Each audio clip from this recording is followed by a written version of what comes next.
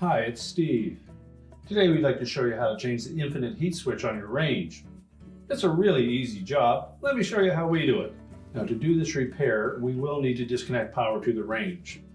So either pull it far enough forward that we can access the plug at the back, or locate your electrical panel, turn off the appropriate breaker, or remove the appropriate fuses. We're also going to need to pull that range out far enough that we can remove the access panel at the back as well. Now that we have access to the back of the range, we're going to remove the screws that secure this upper access panel.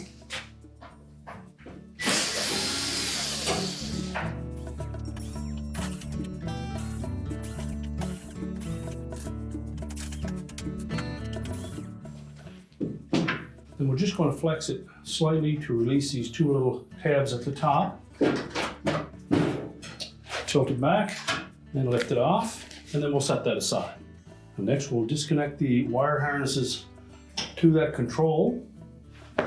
Simply grasp the body of that harness connector and pull it straight off. Now, often they're on there very tight, so if you need to, we'll remove the knob and remove the screws first and then disconnect the harnesses. Just remove the two mounting screws that secure that control to the control housing.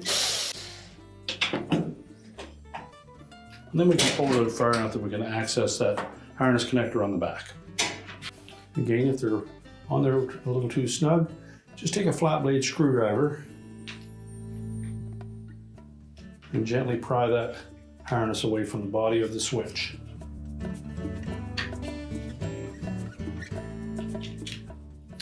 You'll also want to carefully inspect those terminals and the harness connector. If there are any signs of arcing or corrosion on those terminals, look carefully at the end of the harness. If there's any damage to that harness, you will need to replace it. We'll do the same with the other connector. Just pry that off the body.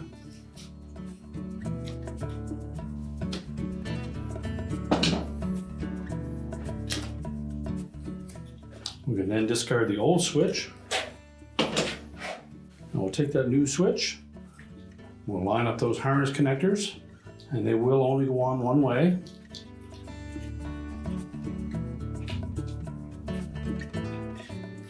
So make sure they're firmly pressed onto that switch.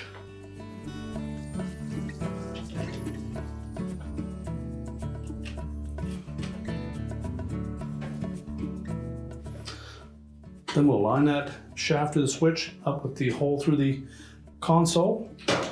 Line up the two screw holes, and we'll reattach that.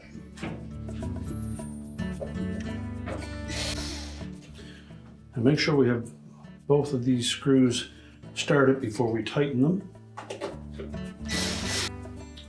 We'll then line up that knob. You'll take note, the insert on that knob has one flat side, and then the opposite side or opposing side has a little rib in it. We need to line that rib up with a groove in the top of that shaft.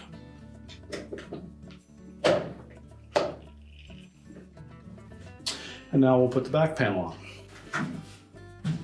Now when installing that back panel, we'll want to make sure that this little cutout section fits into this space here, and that both the sides and the rear of that tuck inside of that opening. So just line that up. Make sure both sides fit into that opening. Now again, we're going to flex that panel and tuck these two tabs in underneath the top edge of the console.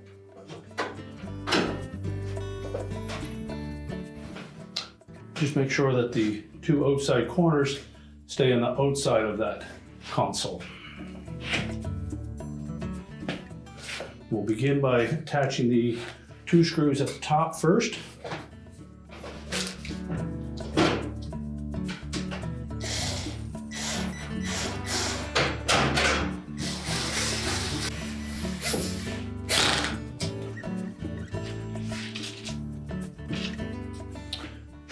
And then we'll just continue to put the rest of the screws in along the side.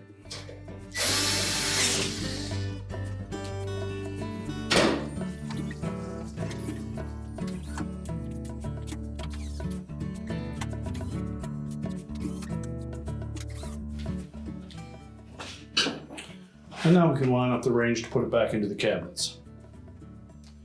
We're now ready to push the range back into position, reconnect the power, and your repair is complete.